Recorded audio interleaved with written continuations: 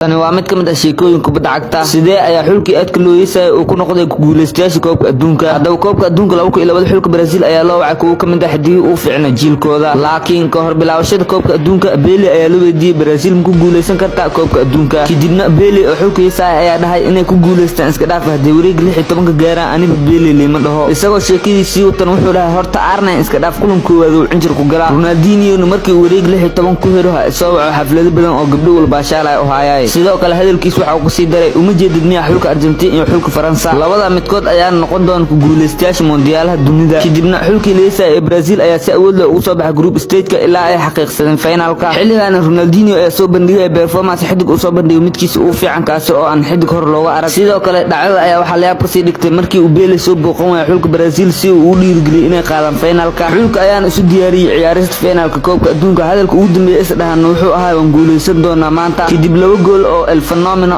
R9 ah Brazil ayaa sida ku noqotay ku guuleystayaasha koobka adduunka sidoo kale Ronaldo Nazario ayaa isagan ku guuleystay kabta dahabka ama top scorer koobka adduunka kadib yaa koobka doonsiin doona kulanta waa Pele shakhsi ahaantiisa macallin Scolari oo ahaa tababaraha xulka Brazil ayaa dhahay hadal ilaa maanta taariikhda gali kaasi oo ahaa si aad u noqoto guuleystay waxaad u baahan tahay qof ku xifaaltamay kaasi oo isku dayay inuu hoos ku dhigo